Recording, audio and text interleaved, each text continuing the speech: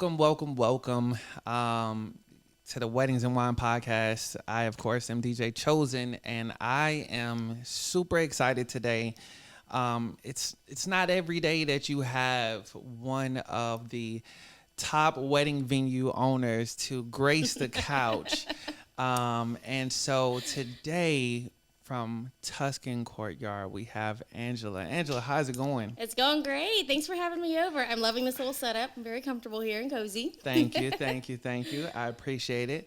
And so, as I was kind of telling everybody, you are the owner of Tuscan Courtyard. How long have you had the venue?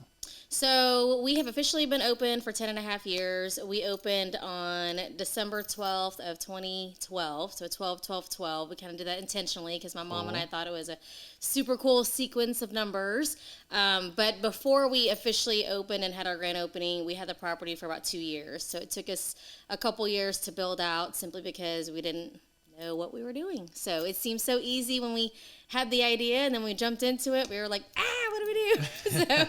So it's been a process, a lot of blood, sweat, and tears into it, but it's been fun. Yeah. So, after meeting you, I found out that we kind of had something in common because you weren't always in the wedding industry, right? No. So I was formerly an educator. Cool. So I taught. Yay for educators. Yay! So and we get a lot of teachers that come through our venue and book with us. So, but yeah, I taught special needs for I think about 6 years, and then I kind of was feeling burnt out. I got married in 2010, and my mom has always had a hobby in like real estate investment. And so she's the one who kind of stumbled across the property. And, I was looking for something a little different. I was getting a little bored of my job. It was just very routine. I was getting a little burnt out. I was ready for a change. And so the opportunity kind of just fell into place. And we just kind of took a leap of faith. And we're like, yeah, sure, why not? Sounds easy. I loved planning weddings. My wedding was awesome. I had a great time. So that's kind of what inspired us to open up the venue. I just had a lot of fun planning my wedding. Good. Now, one of the things that I've been in business now for 2 years. That's it. I feel like you've been at it a little bit longer. Maybe a year and a half. So I've DJ'd, been DJing for over 10 years now. I've worked with other companies, of course, and I'm probably at maybe a year and a half. And one of the things that I struggled with in the beginning was, as I'm starting this business, am I going to stick with DJ Chosen? Is it going to be DJ Chosen Weddings? What about the events that aren't weddings? Obviously, branding is super important. And so where did Tuscan Courtyard even come from? So the name kind of just came from, because when we purchased the property, the manor where we house our bridal suite and groom's quarters was already pre-existing. Okay. Except back then it had a blue roof, bright royal blue, and it had white walls. And so we had always envisioned just, to save money in the budget. We were like, okay, we'll just paint those tiles a dark red color. So it's kind of got this Tuscan vibe. Mm-hmm. And then I was at Home Depot and... Now, did you paint this yourself? I don't think I did. No, I would have remembered that. No, I believe we roofs out we here, hired out for that. So I did paint the interior of the bridal suite, but that's probably as far as it went. But yeah, and then we were at Home Depot, and there was a clearanced out 5-gallon bucket of yellow paint, and I was like, that could work. Yeah. And so when we built out the back patio of the manor, we painted it yellow, and I was like, that looks so good. And so we decided to paint the rest of the building yellow, and then when we built out the ballroom, it kind of just overflowed into it. And so I was just sitting around chit-chatting with some friends about business names, and I'm like, we're kind of going for this garden feel, Tuscany feel, Italian vibe, this or that. And so one of my friends was like, we'll just name it Tuscan Courtyard. And I was like, okay, that'll work. And so we just kind of ran with it. That's good. Is your friend now hey, see, I told you, years later? Yeah. Oh, man. So, I've been out to your venue, obviously, a billion times. I love your venue. What do you consider to be some of the unique things about Tuscan? Because I think that as couples today kind of start to look for venues, they have ideas in mind of maybe I guess a theme of a specific type of venue, whether it's more modern or barn or what, like you said, garden styled or whatever the case may be. And then they also start to look for those unique things. So, what are some of the unique things that you kind of see for Tuscan? So for our business, I feel like the most unique thing that stands out to our couples that tour with us and then eventually book with us, it's always going to be me and my family. Because it's just something that you can't really get anywhere else because we are just exclusive to our venue only. I would say most of our couples that book us, because there are tons of beautiful venues across the Houston area. We're not the only ones that have a garden or a courtyard or a waterfront view. We're definitely different than a lot of the others, but what sets us apart is going to be our service and my family and the vibe that they get when they tour with us, that they can trust me with their big day that they're putting a huge investment on, to make sure that it goes smoothly. So typically when they book, they're like, we were kind of down to the wire with like 2 venues, but what sold us? It was like you, or it was like your mom that I toured with, or we just love that it was a family affair, because also my dad is involved, my husband, my 2 kids come up all the time and help out. So I feel like that's kind of what sets us apart. But also our biggest money maker is going to be the courtyard where our ceremony takes place, just because it's got a great backdrop. So yeah.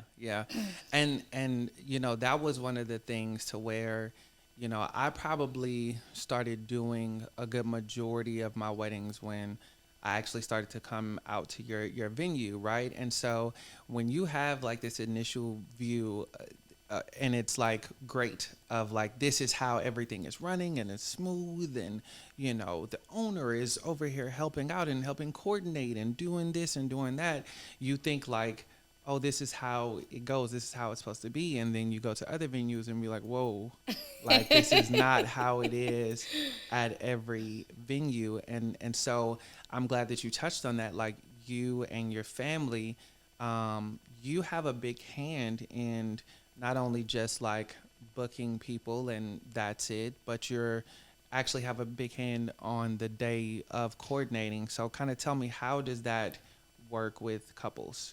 So for us, I'm built into every single package. The only time I haven't been physically at a wedding was when I was having my babies, but that's it. Other than that, I'm always at every single wedding. But basically, we usually have 2 or 3 planning meetings at the venue with our clients, and I have a very set routine of like templates that I like to use just to make sure we don't forget to plan anything out. And then on day of, I am typically there from start to finish. We do help our couples with, arrival, the unloading of their things, the setup of all their decor, their sign-in stuff, their dress, etc. And then, of course, once the vendors start to roll in, we kind of oversee that setup to make sure everybody is doing what they need to be doing. And then from there on, it's just it's party time. So we coordinate the wedding ceremony and the reception and keep everybody on timeline. It's kind of ran like a really well-oiled machine. That's kind of how most people at the end of the night, when they've finished their event, they'll be like, gosh, it's just like, it's like a well-oiled machine here. Like everything is so like to the T and by the book. It's just a very great like structure that we've kind of developed over the years and perfected, and it works really well. So, but a lot of it is credited to, I know my building, I know my place, I know what works best. I also know our clients and the guests, and I can predict what's going to help things run smoothly. And then I also have the support of like, my mom is usually at every event working behind the scenes. I'm kind of the face of the company. She is kind of like the rock that oversees everything else from behind. And then my dad pops in and also helps out. But I do hire like an assistant, and we have a really good solid team that works behind the scenes as well. But we try to be heavily involved because that's the only way to ensure that things will go the right way and the way that it's supposed to.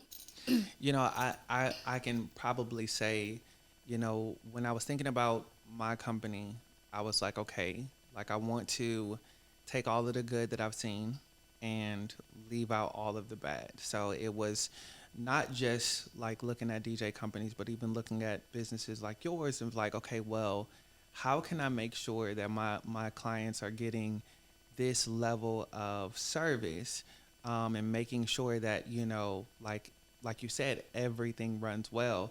Because I think that, every vendor, whether you're a venue, DJ, caterer, whatever, everybody wants to make money. But what I've seen from you is that you really care about all of these events. You know, it's never been like, oh, like I care about this one, but you know, whatever, we can just do whatever with with this one. Like you really care about every single wedding that, you know, we work together. And so you don't find that everywhere. Well, I appreciate that. Yeah, and I'm glad that we've been kind of an inspiration for you to start your own business. It's been neat to see you branch out on your own. I do miss having you out though. But yeah, it's one of those things that I've learned. Sometimes it's kind of like that old saying, like if you want it done the right way, you just have to do it yourself, Yeah, and that usually applies. Because it's just so hard to train somebody to like do exactly what I have envisioned in my mind.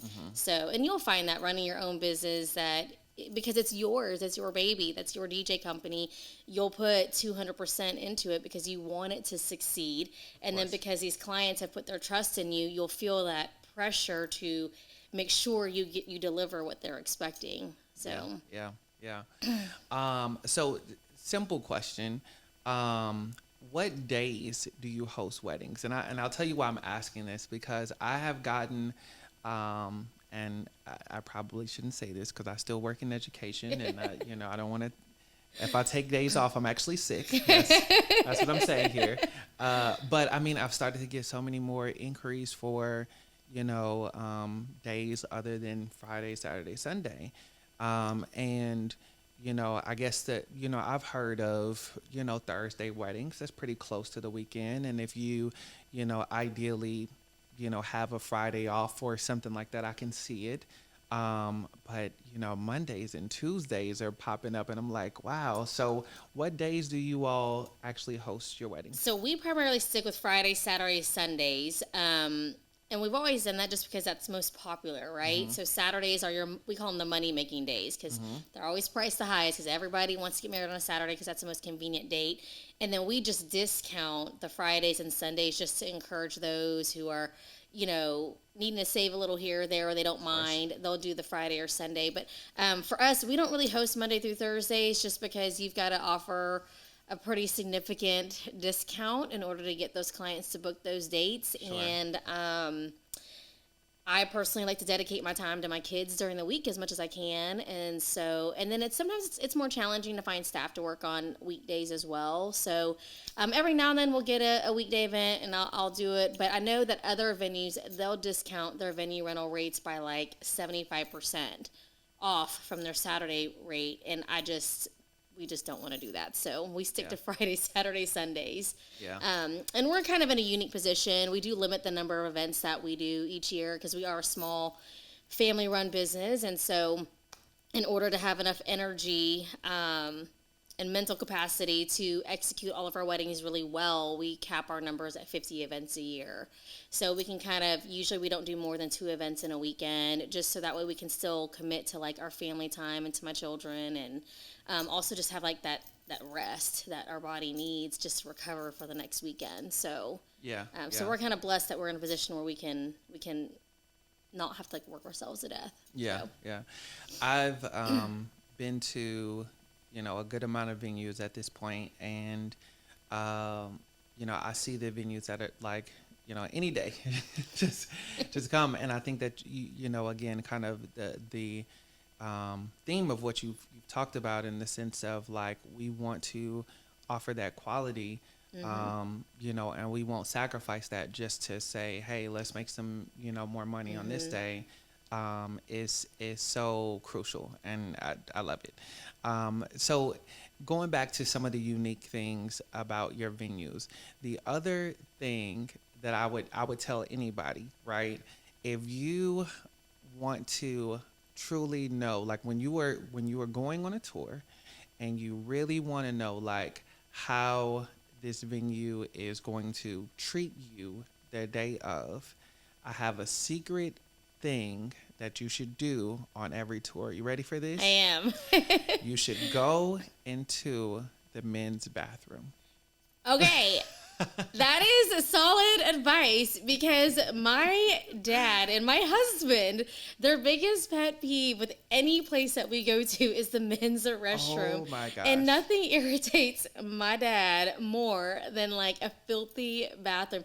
And it's true. And it's funny that you say that, because the men's restroom, ironically, is a little bit larger than our women's side. Really? Yes, it's Okay. and That's a first. it is a first. So, but yeah, my dad, he's the one who cleans the bathrooms. He's like, he keeps it. He's like, it's gonna be clean. It's not gonna be sloppy. It's not gonna be messy. Yeah. And then we pop in like midway during the event to make sure everything's like good to go, freshened up. So, yeah, it's an important thing. And when we get tours, sometimes right before a couple leaves, they're like, "Oh, by the way, can we like peek at the restrooms? We don't necessarily need to go to the bathroom, but can we just like look at it?" That's a good thing because I mean, you have venues that are anybody they're gonna present their best, right?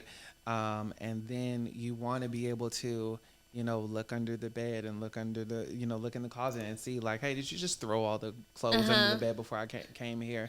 And I find that under the bed spot to be the men's restroom because like I've literally gone into restroom the day of, and it's like it's beautiful out here, and then it's like, You're like, what happened?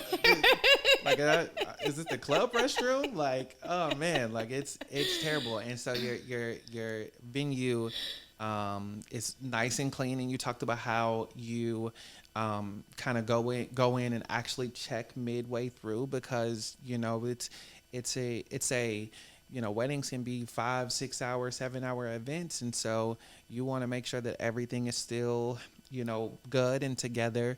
And so that's top notch for me. So every time I'm like there, I'm like, yo, like they're still on point. They're still on point.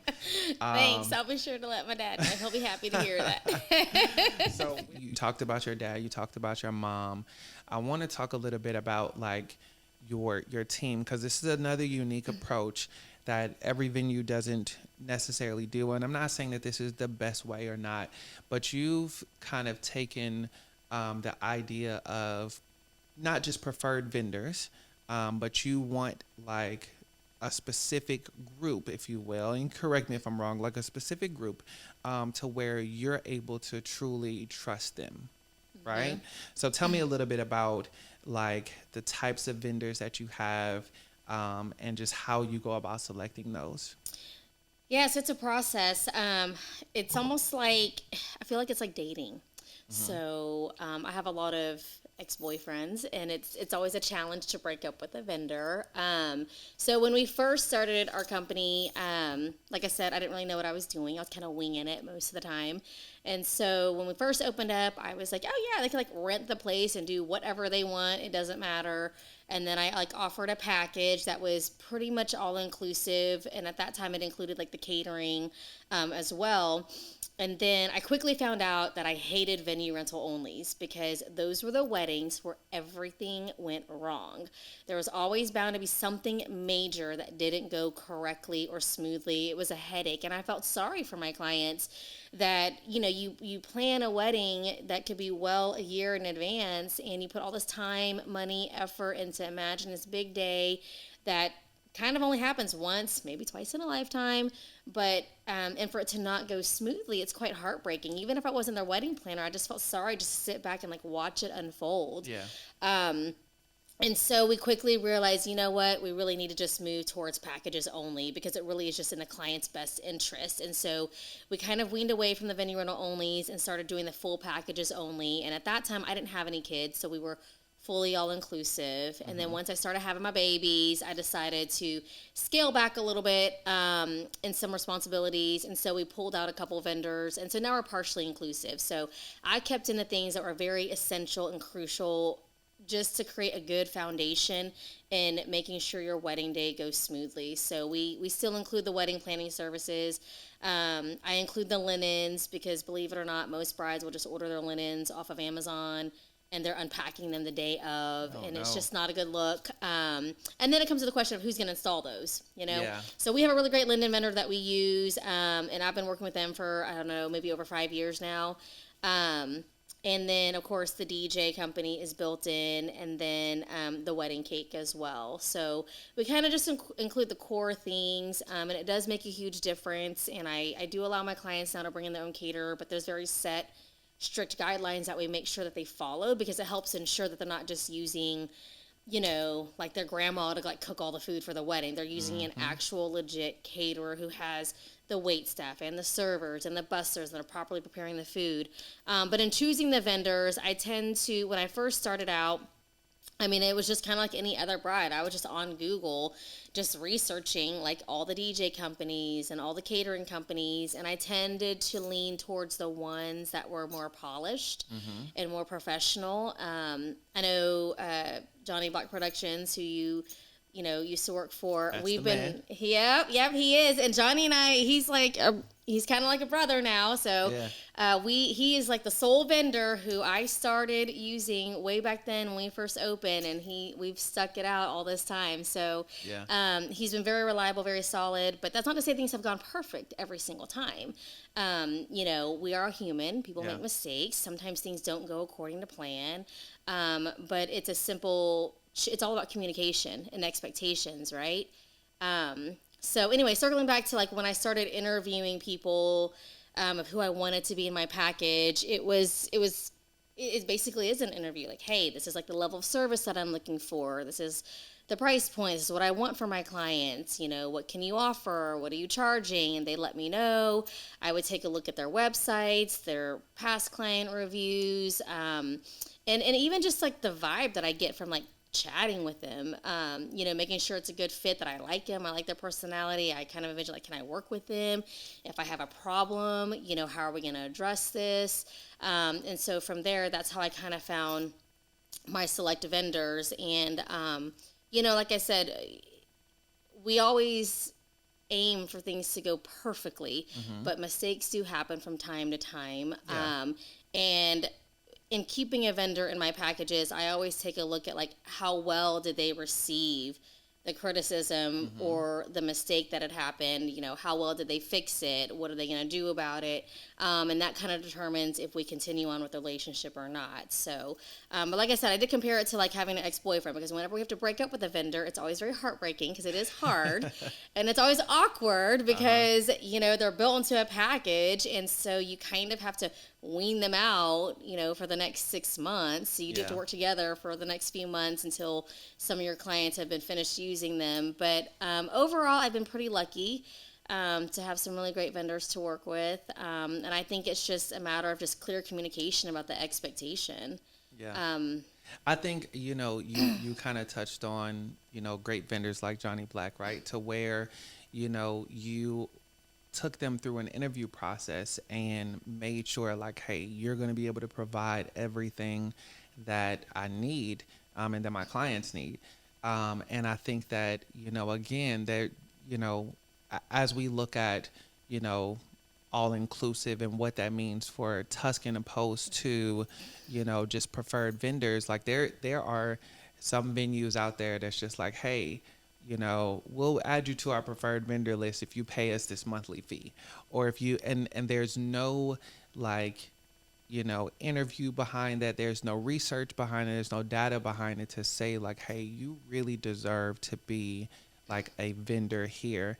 And so I think that it's really dope that you have taken out the time to make sure that like, hey, these people are going to provide your clients with what they need. Yeah, it's really important because even the clients that, not the clients, but the vendors that are on my preferred list, they're not built into my package. So when they're built into my package, I'm responsible for them. So when the DJ messes up, they don't really go after Johnny, they go after me. So because they trusted, hey, you hired this DJ company or linen company or whoever it is to be in your package and they didn't deliver, it's not really their fault. It becomes my fault. And so I take that personally because, I like these, I want every wedding to go perfectly. And so, so it is important, but even the vendors that I have just on a preferred list. So for example, we have wedding dress boutiques, we have caterers on there, we have bakeries that provide like dessert bar shops,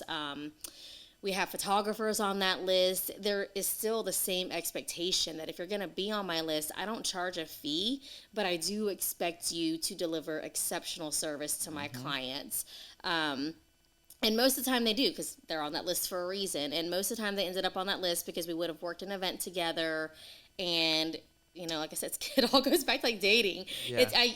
Like a photographer, we had a great connection. We had so much fun working out together. They stuck with the timeline. They didn't get on my nerves. They followed the directions really well. And then afterwards, they sent me the photos, and I'm like, hey, I loved your work. I loved working with you. I want to work with you again. And then, hey, I'll put you on my preferred vendor list, and then it just goes from there. And it's free referrals, so the client, the vendors don't have to do anything except do the job that they were hired to do. Yeah.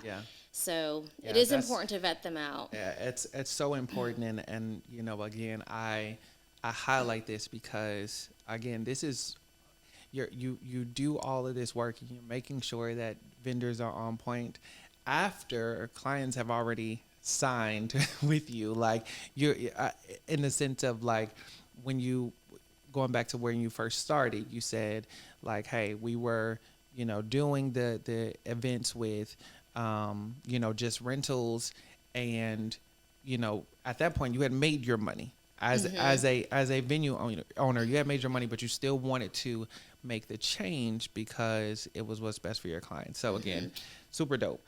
It's why y'all are why y'all are y'all. Yes. So I have a little segment on my podcast, and it's dealing with hot topics, right? And this one is an actual hot topic. And so you saw the video of the venue that caught on fire. Yes. I think I'm going to have PTSD every time I see cold sparks now. So this video popped up, I guess, on my feed a while back. And it was actually around the time that I was actually looking to like, hey, should I, invest in cold sparks? Should I not invest in cold sparks? And so if I work on my editing skills, I'll be able to show everybody the video. But essentially, it's during this couple's first dance, and it looks like it's cold sparks in the background, and they start to go off. And then one of them, I guess, kind of lights this drape on fire, and then the venue just starts to catch flames from whole there. Ceiling caught fire. Yeah, that was crazy. And so I was like, nope, I'm not doing it. I'm not getting into cold sparks.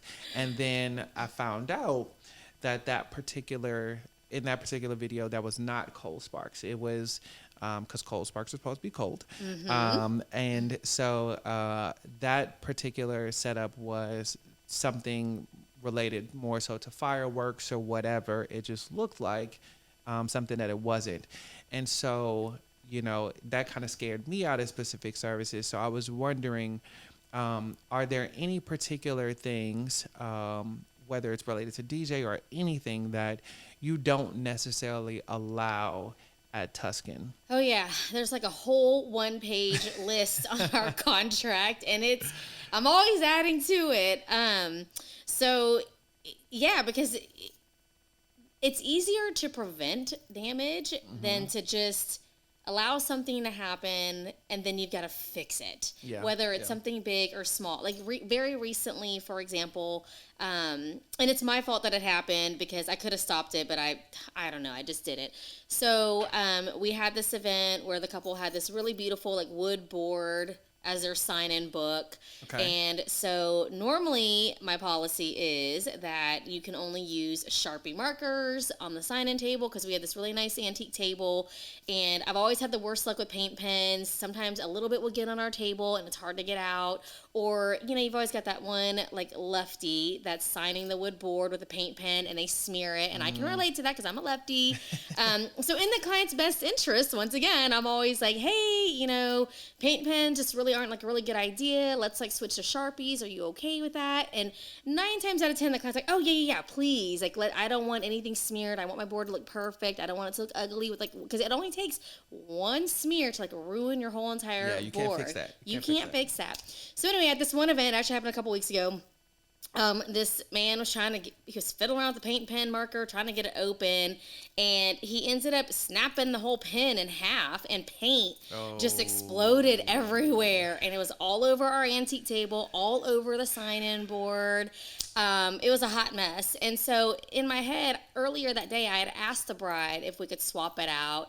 And she was like, no, no, no, because we have it specifically with the paint pens because our friend who made it is going to go back and reseal it. So we really, really need the paint pens. And I was like, are you sure? Because, I don't know. It's just going to smear. I just know it. And she was like, no, no, no, it's going to be fine. It's going to be fine. And in my head, I thought, my gut was telling me, Angela, you really just need to convince her to use the Sharpies. But that day, I was like, you know what? She really wants to use it.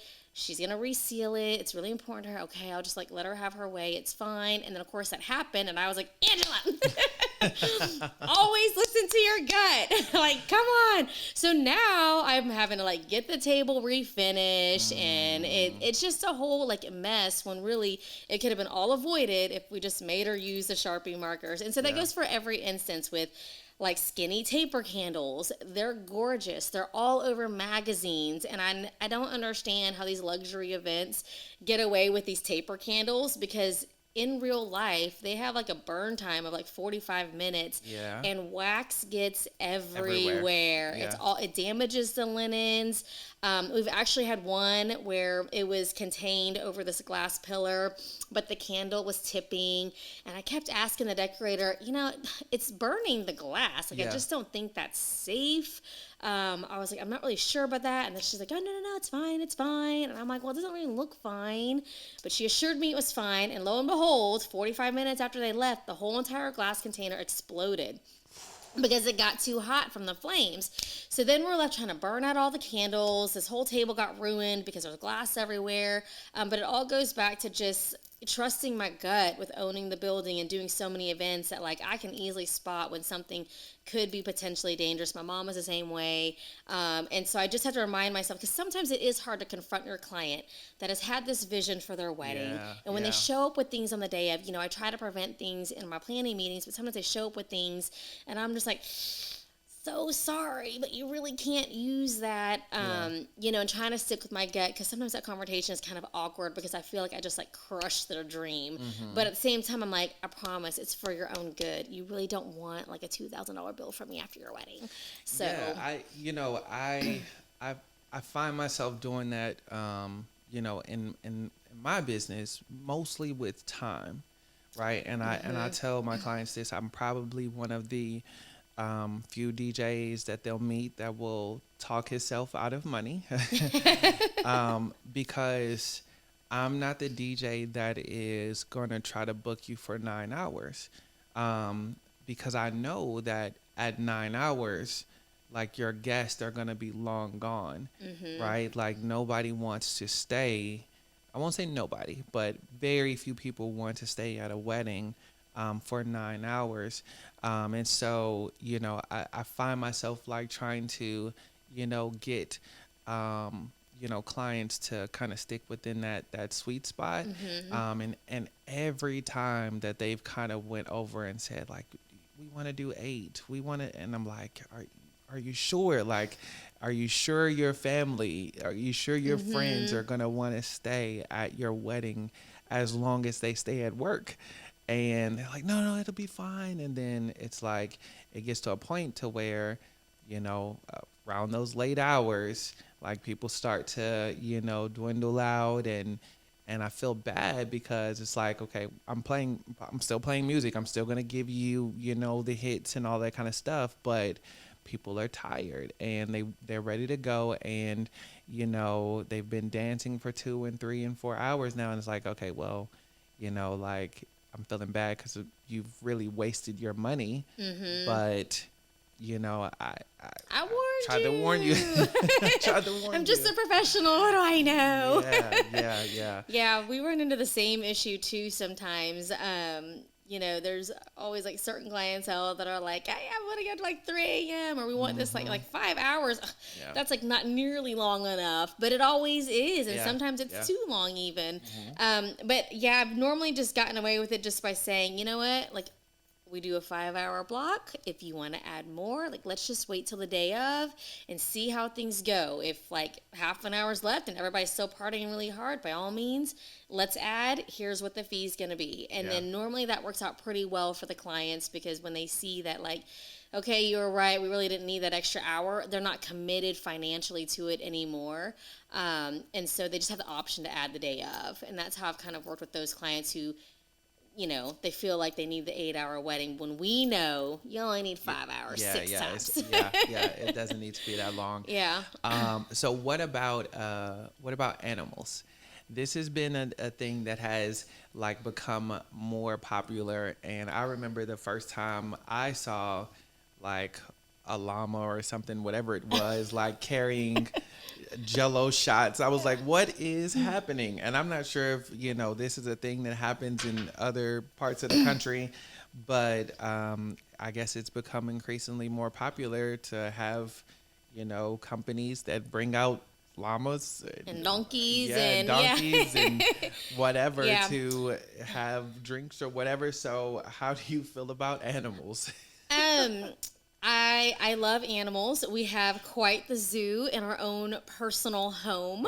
We've got a dog, we've got lovebirds, we have gecko, we have like a pufferfish tank, but that's it stays at home. I think dogs being part of ceremonies, if you've got a sweet dog that's super chill and like well behaved, it's cute to have them part of the ceremony. Absolutely. But I feel like on a wedding day, in the same token, it's as much as you love your dog, and as cute and adorable as it is, it's just an added, I don't want to call it a nuisance, but it almost it's something that you have to like take care of and think about the whole entire time. Because it's still a live animal. It's not like something you can like kick to the corner and like tie to a tree.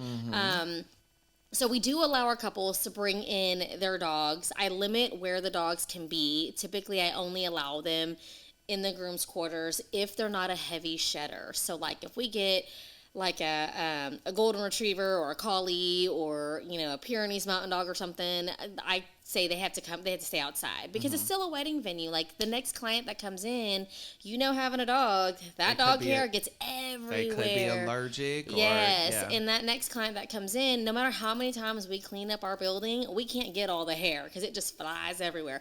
So normally we try to confine them just to like one small part of our venue, or we say, hey, they got to stay outdoors the whole time. And who's going to pick up your dog? We even have this one company that can pick up your dog in a limo and take them to be boarded locally. It's just always best for the animal. Take part in the ceremony and then get them off the property, because otherwise the couple, they're paranoid. Their whole entire reception of, where's my dog? Who's taking care of my dog? Is she okay? Oh, is she all right? Like, I miss her. Let me go check on her. Instead of fully enjoying their event, they're worried about their dog, who would have rather been at home anyway, because most of the time these poor dogs, they don't know the venue, they don't know all these people, they're stressed, they're tired. Most of the time they're outside whimpering and crying because all they want is just to be with their owners or go home. And so it's one of those things to where it's cute on Instagram, and it's cute when it works. But some of us do have dogs that are afraid of a lot of people, and they get stressed just like we get stressed around a lot of, you know what I mean? So, I mean, it's, I don't know, but the llamas look cool. I think it's adorable. It's cute. I'm not a llama or donkey kind of gal. I know a lot of these properties, they probably started off as like a farm type of property that has Texas, the agriculture. They own the llama, they own the donkey. I don't own farm animals, nor do I plan on to. So that's not ever going to be part of our venue. But also, one new thing that we started at the venue is that I ended up taking over our bar services. And so now I have my own liquor license. But just legally and liability wise, we cannot serve shots. So that's something that, even if I loved country animals, that's something that we wouldn't do personally, just for the liability and the insurance purposes. We couldn't get insurance if we had that. So not for us. So how far in advance, and this goes for your venue, but then also just for venues in general, how far in advance should couples be booking their venue. And this is coming from the vision of like, hey, we just got engaged yesterday. I'm super excited. Like, when should I start looking for a venue? When should I book a venue? Such a tough question because it all depends on the couples and not just their personality and their ability to make choices really easily and quickly and to be organized and planners in general. It also has a lot these days to do with finances too. So it's kind of, we see both things, like couples who have the financial resources to get married and book whatever venue they want and have whatever they want, and money is really not an issue. They tend to book their weddings 6 to 9 months in advance. The couples who are paying for their own wedding, they're a young couple, fresh out of college. They want the wedding of their dreams, but they just started new jobs. They're going to book out probably a year to a year and a half, sometimes even 2 years in advance, because they just need more time to make all the payments and to be financially prepared, because nobody wants to be in debt from a wedding, right? And you just recently got married, so it's not a cheap task. It is not.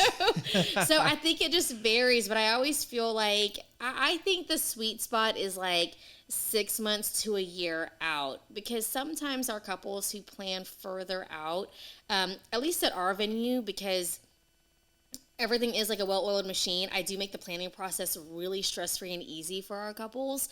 So a lot of times the planning process is so much easier than they had envisioned. And so after a year, they're like, I'm just waiting for the day to be here. Like, it's taking forever. Like, it's been so easy. It wasn't stressful. And now I just want to be married. But they're having to wait this extra long time because they thought it was going to be difficult. Yeah. And they're just having to wait. But I think, 8 months to a year out is really, really good. Yeah. I kind of say the same thing for DJs, just because, and again, it kind of depends on the type of DJ that you want and all of that kind of stuff, and then whether you're going with a company or a sole person like myself, to where I only have that one date, and so once it's gone, it's gone. And I think that, obviously the time of year, right? So if you are looking for, I would say a DJ or even a venue or any vendor, and you're trying to get married in October, like ASAP. Yeah, you should have booked it 2 years ago. Yeah, you need to book. Like, for those of you that are, in another part of the country, like, fall and spring weddings here in Texas are gorgeous, and so they are heavy times for us to book, and especially fall here in Texas. And so that those September, October, November months are, if you're looking to get married, then you need to book ASAP. Yep. And you're spot on with, like, are you booking an individual DJ, or are you booking like a DJ company? Because the companies always have multiple DJs to pull from. So there are certain vendors like on our preferred list that I'm like, hey, like, if you want this like certain DJ or hair and makeup artist, like, you need to just book them ASAP, because they're limited and we want to get them booked for your wedding as soon as possible. So yeah, if a bride's coming to you, I would definitely recommend that you tell them, if they ask you when should I book you, you say today. Yeah. Because I may not be available tomorrow. Right now. Yeah. So my last question as we wrap this up, kind of thinking about all of your experience and everything that you've kind of learned in working with couples, what do you feel like, today in 2023 is like the number one thing that couples should be looking for or asking, or whatever, as they are selecting their dream wedding venue? Ooh, that's a toughie. Let me think about that one. I think it's really important for couples to definitely read the reviews, not just for the venue, but for every single vendor that they're booking, just to ensure that they're hiring somebody that they can depend on, trust, rely on to show up and deliver the services that they expect. I also would recommend to not go a lot of couples will book based on price.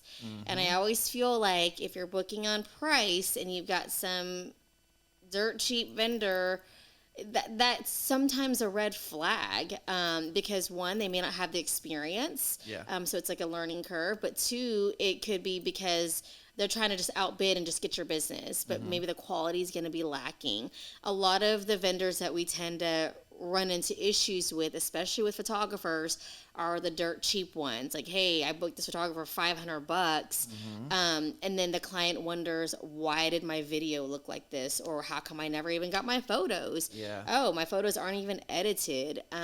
Versus if they would have just booked a true professional Yeah. with competitive pricing, chances are it's going to go much, much smoother, and they'll get exactly what they were looking for. And nowadays with technology too, like it's so easy to like vet out a vendor and research them. So I talk to my clients a lot about fit, right? And so I kind of related to, my new house and just with setting up everything, right? Like there is a specific TV that I want for the living room, but I can't afford it right now. And so I could go with the TV that I can't afford, and I'll be happy. It's gonna be, I'll have the setup right for football season, and it'll be cool. But it won't be exactly what I want. I won't get the picture quality that I want. I won't get, all of the things. And then on top of that, it's probably going to like die out a lot faster. Whereas if I save up or I wait a little bit longer or whatever, and I get the one that I actually want, I truly get the experience that I want. And so I always suggest that to couples, if you know that you want something, like it's okay to like, wait a little bit longer or save up for it or whatever, because, great DJs don't cost $500. Great photographers don't cost $500. Great venues don't cost $500. Point well made. Yes. So it's, if you're not, or if you want to have a, smaller, nicer wedding or whatever, then cool. Like there's ways to go about that, right? But, getting the nice, beautiful venue with the, mediocre vendors, and no disrespect, but like, it's what it is. Like you don't get the experience that you truly want. So, thank you. You're Thank welcome. you so much Thank you for coming me. I and appreciate it. blessing the couch. Hopefully somebody out there is going to appreciate all of the great advice that you've given I hope so. as they are selecting their venues. So this has been another episode of the Weddings and Wine podcast. Cheers. Cheers. Thank you.